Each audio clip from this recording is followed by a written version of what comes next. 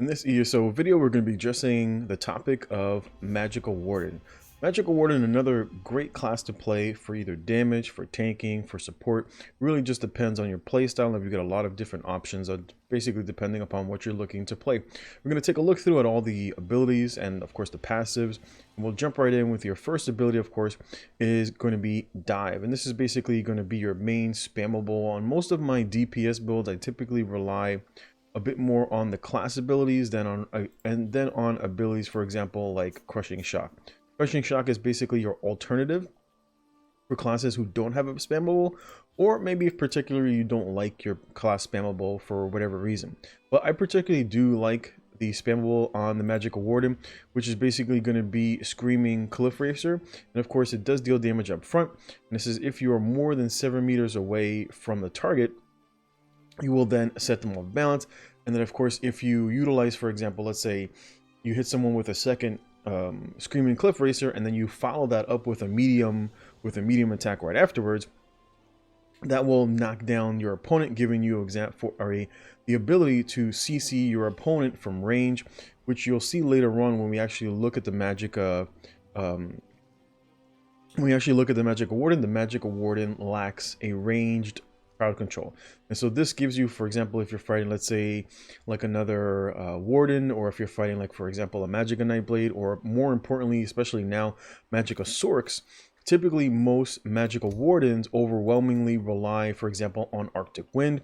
And Arctic Wind really only works if you're within 6 meters, and it's real easy for Sorks to streak away, or for example to drop mines and camp their mines. And so it makes it a little bit harder for you as a Magicka Warden to be able to crowd control them effectively. And so by utilizing your main spammable, you're always going to have access to that ability to be able to crowd control them for the most part as needed. The other reason of two is it deals more damage than Crushing Shock. As it says, it deals up to 50% more damage based on how far away the enemy is. And so if you're fighting another caster, let's say, for example, that caster is utilizing Crushing Shock, you have a bit of a damage boost over that person just from your spammable alone. And of course, through the passives, you'll see that by utilizing this ability, you'll be able to deal out more damage than by using a comparable ability, for example, like Crushing Shock. Your second ability is typically going to be your other semi-spammable. It deals delayed damage, which is going to be your Shulks. Your Shulks, of course, is obviously deal AoE damage in 20-meter range and length, and about 7 meters in width. Has a 3-second cooldown. I shouldn't say cooldown, but basically it casts after 3 seconds. And so it says that enemies that are afflicted with it says enemies damage are afflicted with major breach, and basically reduces their physical and spell resistance by a set amount, almost 6,000 for 6 seconds. And of course it deals a very good amount of damage. And of course, when we jump into the passives, you'll see more depthly why having more of your animal companion abilities on your front bar typically are going to help you deal more damage, especially when you're dealing with this very bursty meta that we're in. You're going to want as much burst as you can get on a Magicka Necromancer. On a Magicka Warden. Your second ability, your next ability, is going to basically be your damage over time. And so it's one of the strongest dots in the game. Has a 10-second duration, can be utilized from 28 meters away. Basically deals a dot over 10 seconds. It says every second cast will deal 50% more damage.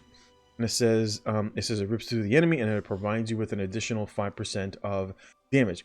So this is how Magicka Warden is basically able to get a lot of its damage.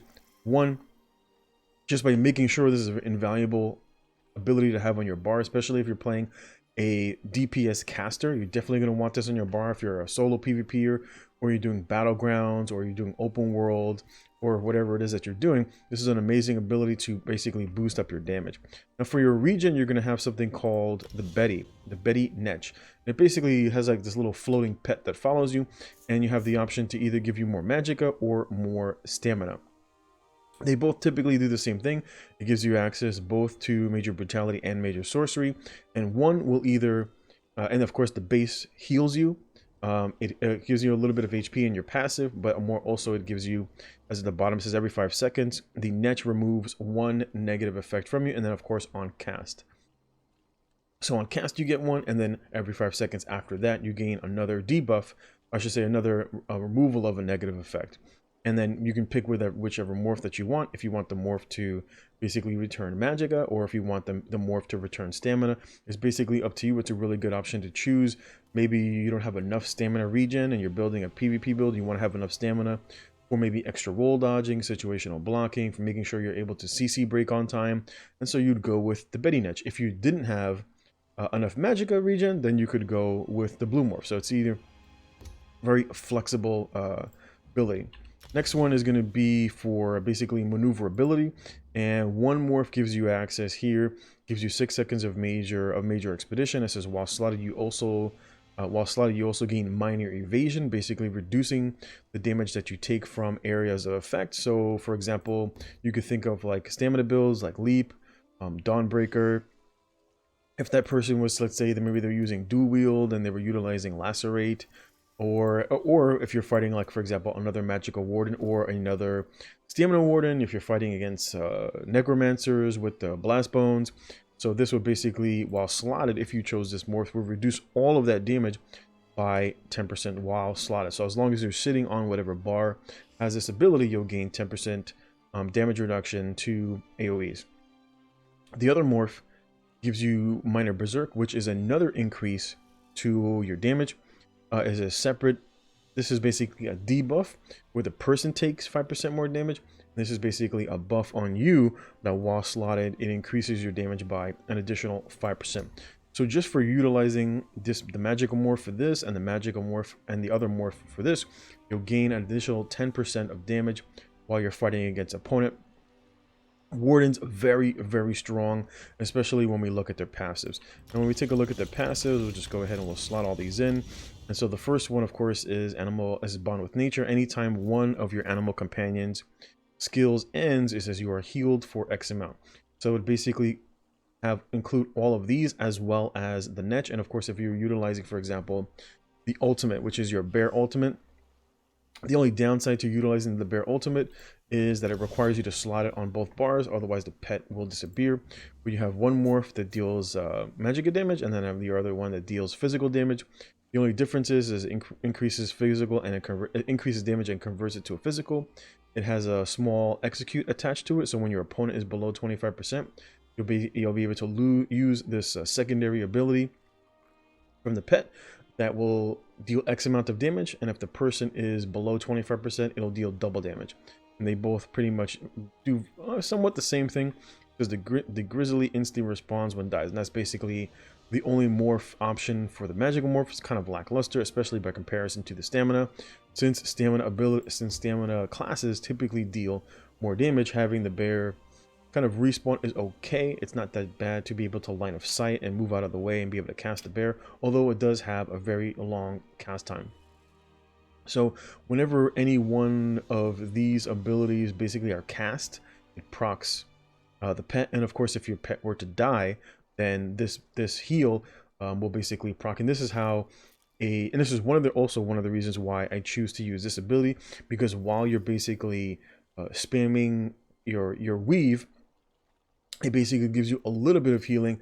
So as long as you're utilizing this ability, you're gonna get roughly around 600, a little maybe even more, especially depending upon your crit. And if you have any points into your CP that increase healing, this can easily return, you know, between like 700 and maybe 1k every time you're hitting one of these abilities. And typically you're going to be rotating through at least these two abilities while you're PvPing pretty much on the regular. So you're always going to be having like kind of like a little bit of a hot, but that's going off, of course, while you're dealing damage. So it's one of the reasons why I prefer this ability over using something like Crushing Shock, because you're going to be weaving very often. You're going to be hitting this ability every 3 seconds. You're going to be hitting this ability every 10 seconds. So there's no reason not to use this ability. Next passive is going to be Savage Beast. This is when you cast an animal companion ability. This is while you are in combat, you generate 4 ultimate. And of course, it has a cooldown of every 8 seconds. So basically anything in here on an 8-second rotation will basically give you an added increase to your ultimate. And it says increases your next one is Flourish. It increases your Magicka and stamina recovery by 12% if an animal companion is slotted. So anything here while slotted will give you both extra regen. And then of course, the main reason why you would want to slot, especially for damage, is advanced species, right? So this gives you, increases your damage done by 2% for each animal companion slotted. So basically removing this ability and adding crushing shock will reduce your overall damage by 2%. This isn't 2% of your spell damage. It's not 2% of your max magicka. It's basically when you look at your entire kit, which includes your critical chance, your critical damage, your max magicka, and looking at your spell damage, basically that extra 2% gets added on top of all of that. So you have a whole build. That whole build, for example, will give you what is referred to as your effective spell damage or your effective weapon damage. And that basically takes everything that's related to your build, that's related to damage, and then adds a 2% for every one of these abilities that's on it. And that's why I particularly like Dive over Crushing Shock. In terms of our next one, we're going to look at some of the healing abilities that Warden has. And this is basically for those who might want to slot this for either stamina or magicka. You have two different morphs, and maybe you're playing more of a support healer.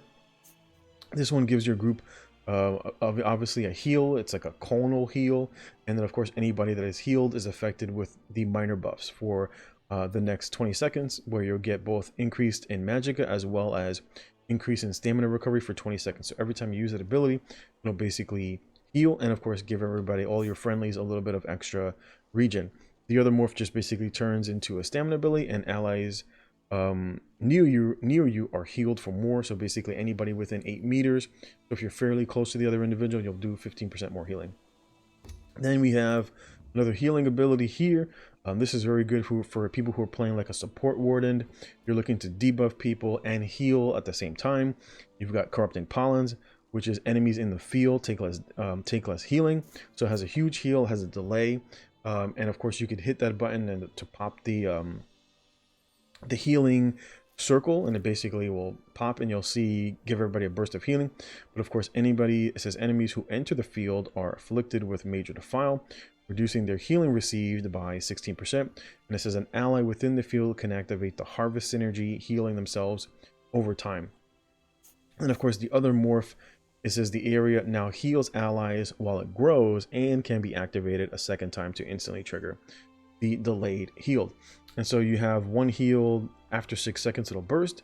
And then this morph, it says while the field is growing, it gives a little bit of a hot. And then it says you can activate it again. It says you can activate the ability again to cause it to instantly heal. So it says an ally, and of course the same thing, it deals has a little bit of a synergy attached to it. So this is a really good ability. You're not necessarily going to see this utilized on someone who's playing like a DPS caster, but someone who's playing like a healer build or a support build, you're typically going to end up seeing one, if not maybe both of these abilities on your bar. Next one is Living Trellis. You've got Living Trellis, and you've got access to Leeching Vines. Leeching Vines gives you minor lifesteal while applied, and this is a really good morph as long as you want to stay attacking. So as long as your character is on the attack, every time you hit your opponent, it's going to return 600 HP to you every second, right? So the secondary portion, it says the vines apply minor lifesteal to enemies that damage the target for 10 seconds, healing you every second when your enemy is damaged. So if you have a dot, if you got multiple dots on your opponent, every time one of those dot ticks, it's going to heal you. As you're basically weaving and using your main spammable, which is Dive, you're going to get some healing, not just from the passive in the animal companion tree, but also if you're using this ability, it basically puts like a little vine around your character. That's a really good morph for those who maybe you have a burst heal and it gives you basically a lot of healing over time. But of course, if you're not DPSing, then it doesn't do anything. The other morph gives you the option for a burst heal. Some people like this one. It really depends on your gameplay and how survivable you are in utilizing other things, like for example, like dodge rolling or blocking or using line of sight. Right, so maybe while you're line of sighting, your opponent still has maybe a dot on them. Every time that dot ticks, it's going to provide you with a little bit of healing.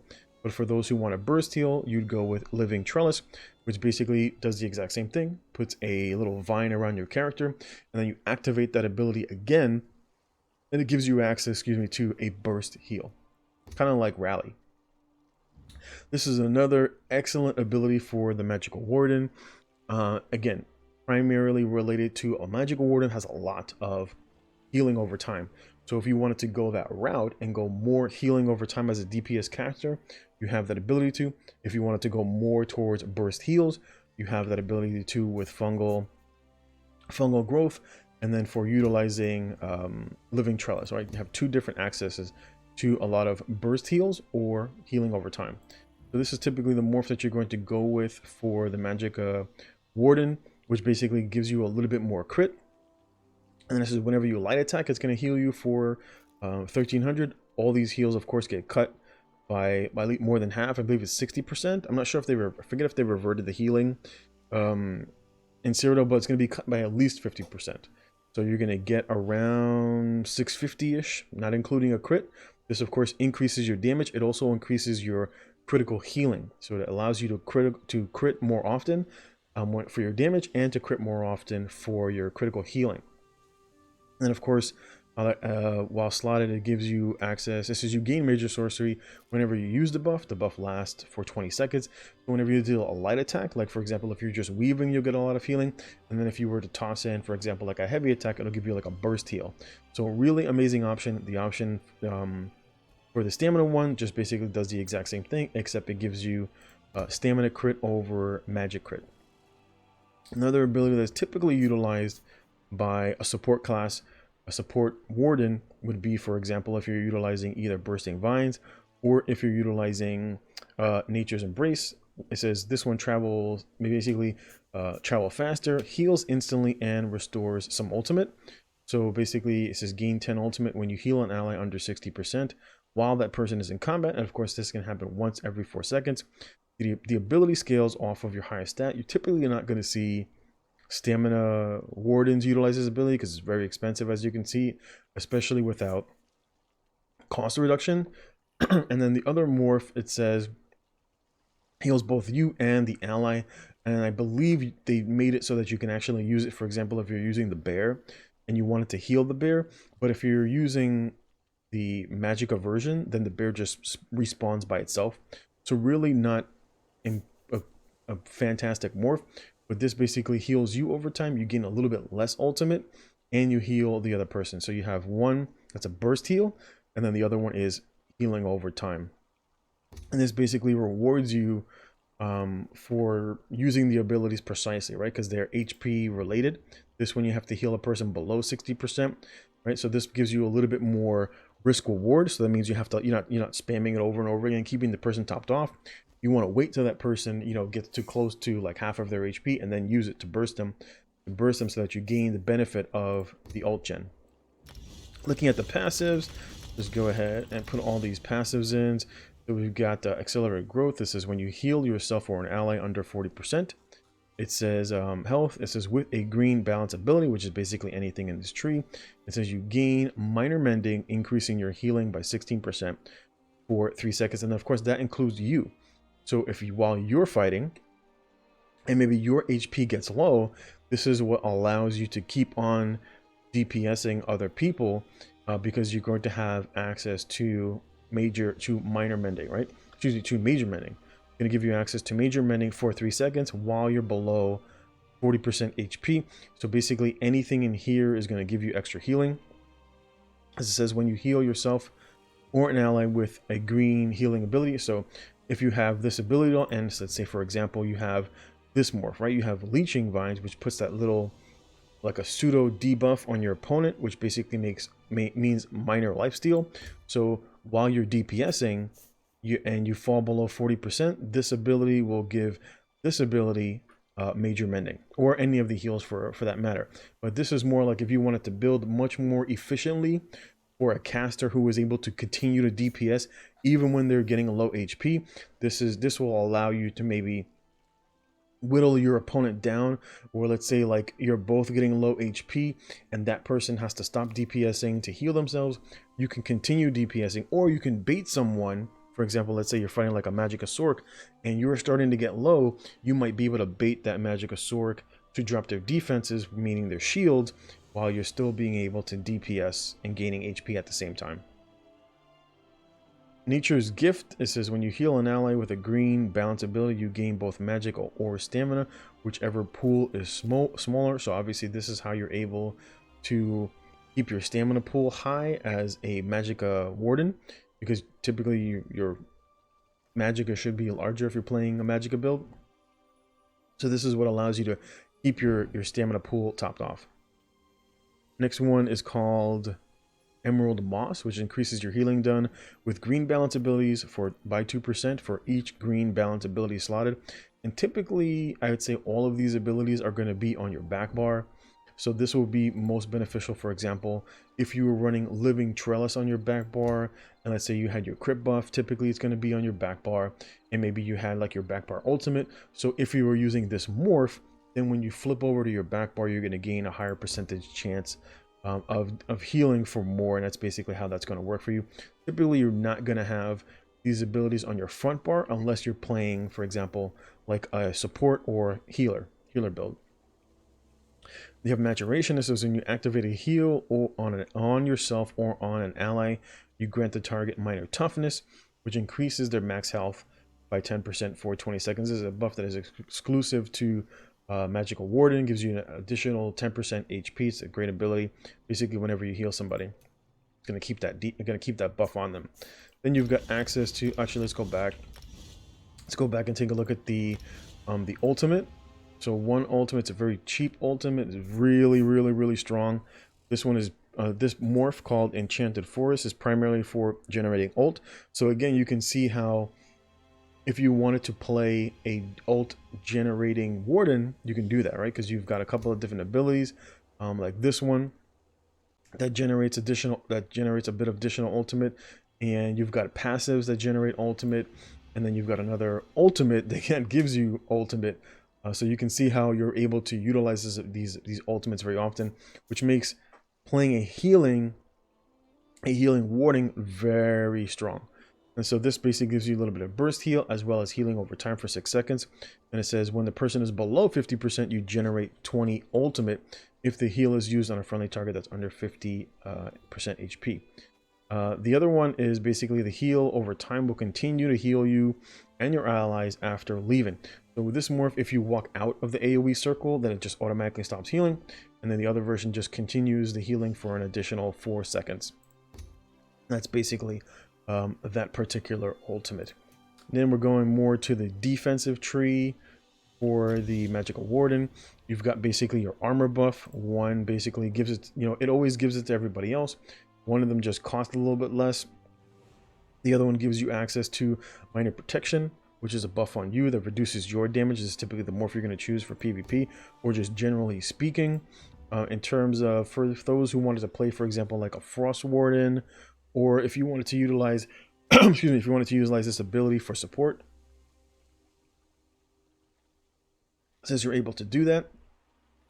This one in particularly, it says reduces the cost and immobilizes enemies around you when you cast. So you might utilize this for support build, or if you're playing a healer or like a tank, you drop this ability right underneath you.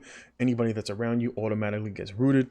So enemies hit have their movement speed reduced by 30 seconds, and it deals a little bit of damage for 12 seconds. And then you have this particular morph, which is summons at targeted location instead of around you, right? So one morph just drops right underneath you, which is the other morph. This morph you can kind of place where you want.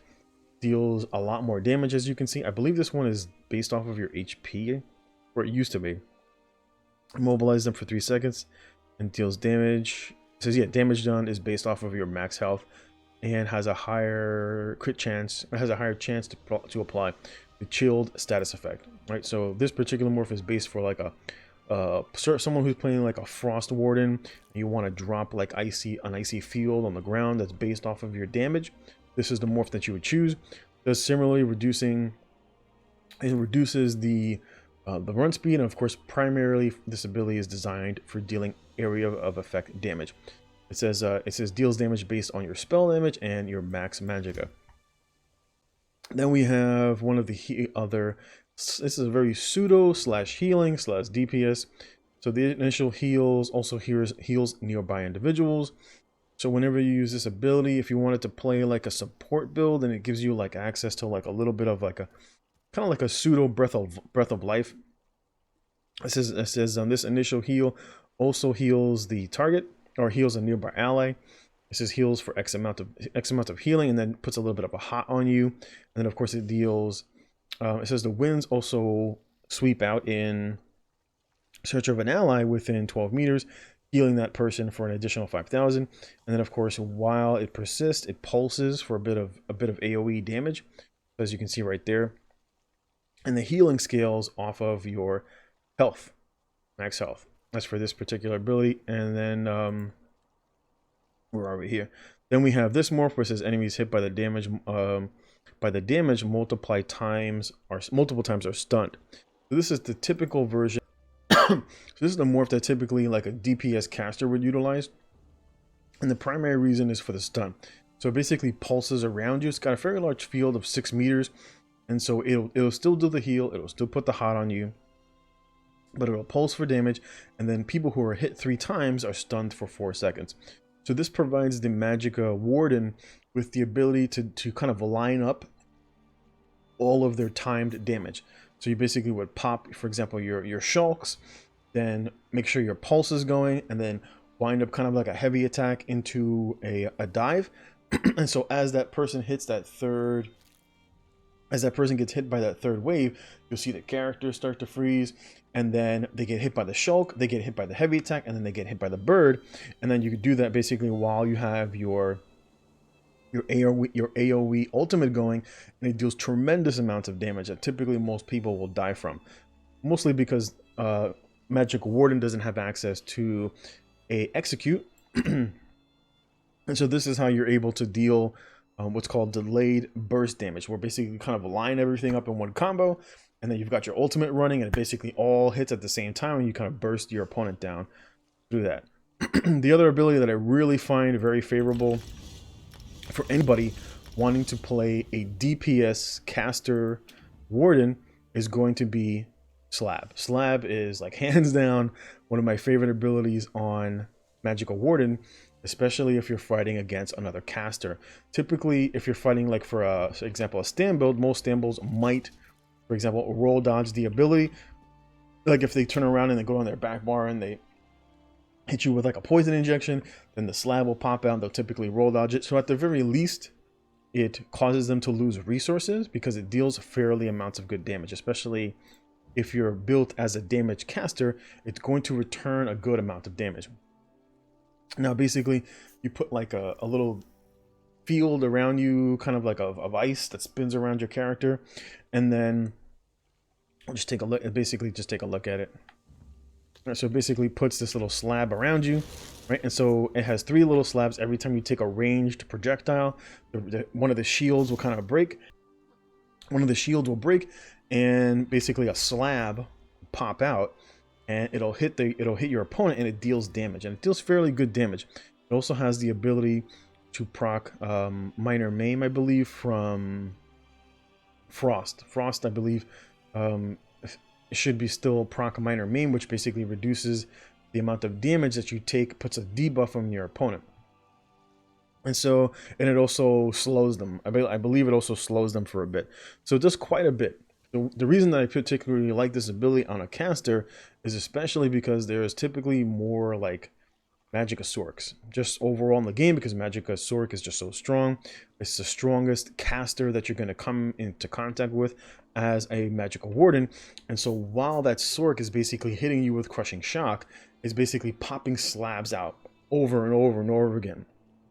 So this allows you to kind of fire back damage in addition to what you're doing.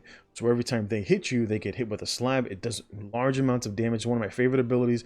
Or let's say, for example, you're fighting multiple ranged opponents, and so one opponent you can kind of pseudo ignore because it absorbs for the most part all of the range damage. But then while that person is hitting you, and let's say you're getting hit from another person, then a slab goes out and hits that person. It kind of like, because it deals really good damage, so that person typically we will pause or go into defensive if they start to take enough damage. Or if you're ignoring someone else, if maybe like a a Nightblade, right? There's so many Nightblades that play bow builds. And so this allows you to kind of deal damage to them or force them into a dodge roll, which then stops them from DPSing you. And so you can really see how typically most people will either have to stop to block it or they'll have to stop to heal themselves. And so when you're fighting multiple opponents, it's a really good way to kind of push away some of that damage that normally, if you're not dealing damage to that person, they're not going to stop attacking you. But when you start to deal damage because you're dishing out slab damage, it's an amazing ability. Unfortunately, a lot of Magicka Wardens don't use it. Most use this ability, but this ability typically is only utilized for those who want to build ultimates, which is typically like, if for example you're playing like a healer and you want to drop vines over and over and over and over again. You know, if you want to drop the trees for healing, this is typically what you would utilize. So they both do the same thing. They both give you Magicka back whenever it basically one of the shields pop off. It gives you back a little bit of Magicka. This one gives you access to major heroism for 6 seconds, which gives you a little bit of ult gen. Now you've got Frozen Gate, which is typically your ranged CC, but I really don't see it utilized all that often. One of them teleports enemies. Teleport enemies have their damage reduced, so this is another major maim. I believe the other one, it produces minor maim, so it would be 5% damage reduction. It used to be higher. It used to be 15%, but they nerfed it. And then the other one grants allies in the synergy to teleport to them and grants them increased movement speed. So you typically don't see this really utilized all that much. You might see it utilized in group play, but typically not for a solo build. You might see it in kind of like gimmicky builds, but typically not in most DPS Magicka Wardens, which is kind of the area which I'm speaking about. You've got Glacial Presence, which increases your chance of applying the chilled status effect with Winter Embrace abilities, right? So this ability here that I talked about and this one here, basically anything that deals damage, which would be 1, 2, 3. This would be 4. I think it's on the synergy. When you trigger the enemy, yeah, this also deals frost damage, and of course your ultimate deals frost damage. So it increases your ability to apply the chilled status effect, which does minor maim, which is the 5% debuff damage. Debuff that they deal 5% less damage. And of course, I believe your character walks a little bit slower. I'm not sure if it's minor, like the minor slow. I forget. I haven't played in quite a bit, but I see they've made some changes. Then you've got Frozen Armor, increases your physical and spell resistance by 500 for each Winter's Embrace. So for every one of these abilities that you have on your bar, typically you're going to have this on your back bar. So whenever you go to your back bar, which is where most of your heals are going to be and your buffs, you'll have more, like for example, you're more than likely going to have this and your armor buff on your back bar.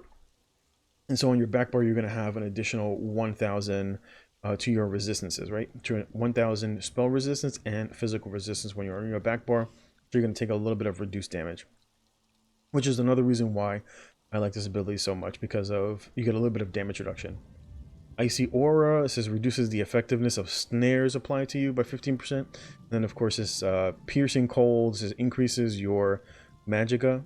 It says increases your magic and frost damage by 10%, which is quite a lot. So if you wanted to go either way that you go, whether you want to go frost damage or you want to go Magicka damage, you have a passive that gives you quite a bit.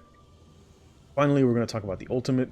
It says you and your nearby allies gain major protection. So while this ability is running, you gain 10%. It deals damage every second. It deals damage for every second for 8 seconds.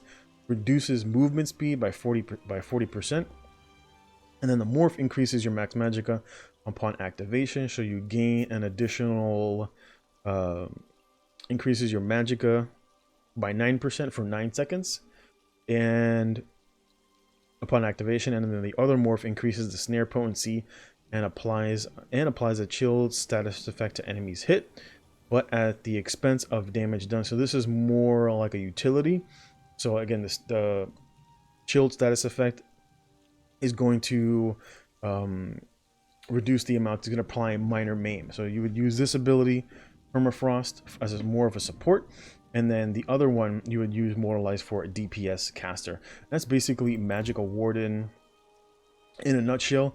Magicka Warden is probably one of the classes that utilizes their abilities, like the vast majority of abilities are going to come from Magicka Warden. Very few abilities that you need to kind of like reach into other trees, because you have healing, you've got damage, you've got support, you've got everything, right?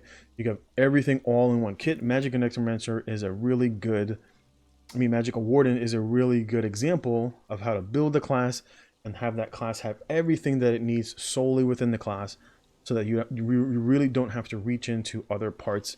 For example, of like, Mage's Guild, or going into, Destro, or going into Resto for healing, because you've got healing over time, you've got a burst heal, you've got a spammable, you've got survivability. You basically have everything. It's a really good example of what they should have done for all classes.